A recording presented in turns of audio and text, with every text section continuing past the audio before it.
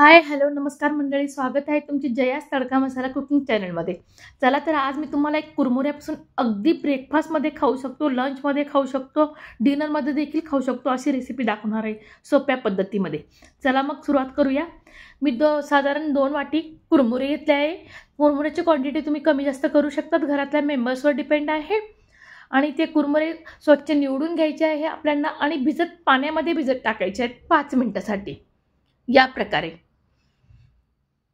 5 मिनिटांनी छान कुरमुरे भिजले जातात. चवीला अप्रतिम बनते ही नाश्ता रेसिपी.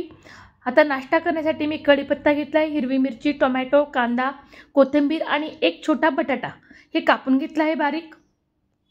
5 मिनिटांनी आपले कुरमुरे छान भिजल्यानंतर आपण चाळणीच्या साहाय्याने त्यातील पाणी काढून घेणार आहोत.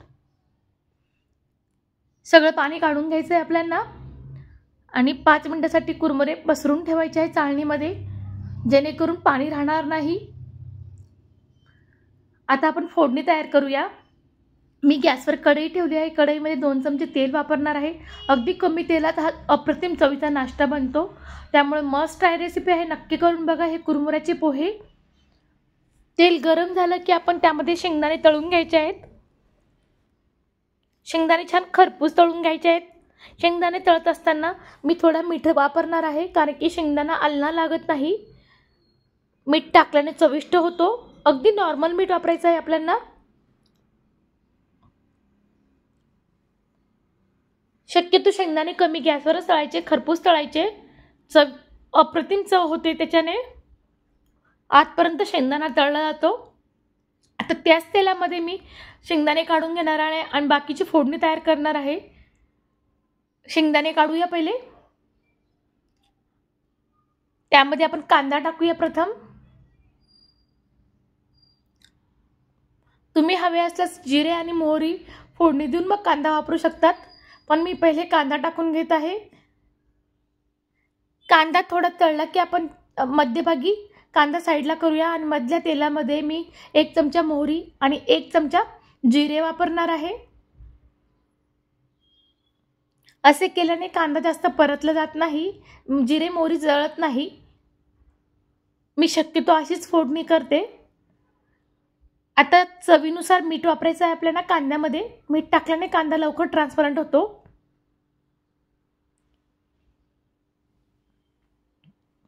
अगदी 15 मिनिटात तुम्ही ही रेसिपी करू शकतात ब्रेकफास्टसाठी, शिवाय मुलांच्या डब्याला देखील देऊ शकतात. कांदा परतत आला की आपण त्यामध्ये हिरवी मिरची वापरायची आहे. हिरवी मिरची देखील तेलात छान परतून घ्यायची आहे बघा.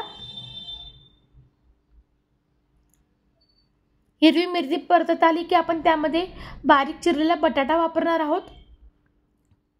बटाट्याने चव छान होते ह्या कुरमुऱ्याच्या पोह्यांची. तुम्ही हवे असल्यास इथे हिरवे मटार देखील वापरू शकतात. आज माझ्याकडे अवेलेबल नव्हते. आता बटाटा शिजण्यासाठी आपण त्यावर 5 मिनिटे झाकण ठेवूया. मी 5 मिनिटांनी झाकण खोलून घेते बघा. बटाटा छान आतपर्यंत शिजला आहे.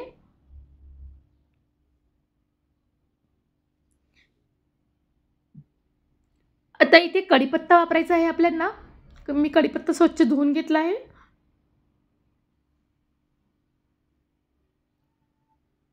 नेहमी पोहे उपमा खाऊन कंटाळा आला असेल तर नक्कीच बनवा. आता मी अर्धा चमचा हळद वापरणार आहे यामध्ये. बाकी कुठेही जास्तीचे मसाले वापरले नाहीत मी. हळद तेलात छान परतून घ्यायची आहे आपल्याला.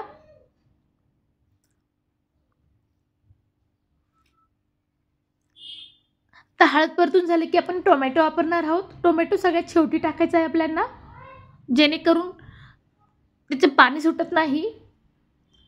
टोमॅटो देखील परतून झाल्यानंतर आपण आता भिजवलेले कुरमुरे घेणार आहोत. तुम्ही मुरमुरे म्हणा, कुरमुरे म्हणा.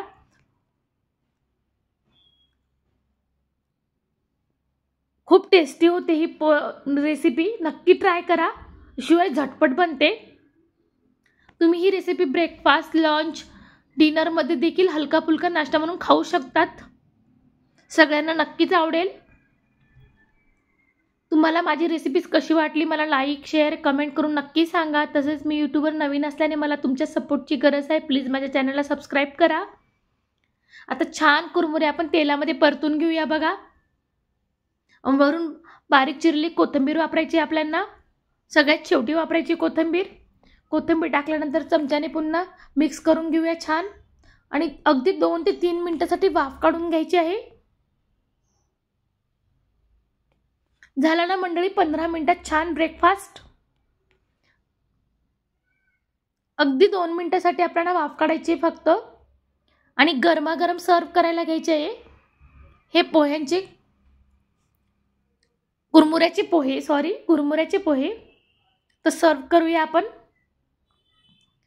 तुम्ही इथे लिंबू देखील वापरू शकतात. लिंबू पिळून छान टेस्ट होते, पण माझ्या मुलांना आवडत नाही. मी प्लेन बनवले आहे. तर वरून शेंगदाणे वापरायचे आहेत आपल्याला तळलेले. इथे बारीक शेव देखील वापरू शकतात तुम्ही. झटपट नाश्ता करायला या मंडळी. रेसिपी पूर्ण बघितल्याबद्दल तुमचे सर्वांचे मनापासून धन्यवाद. Thanks for watching.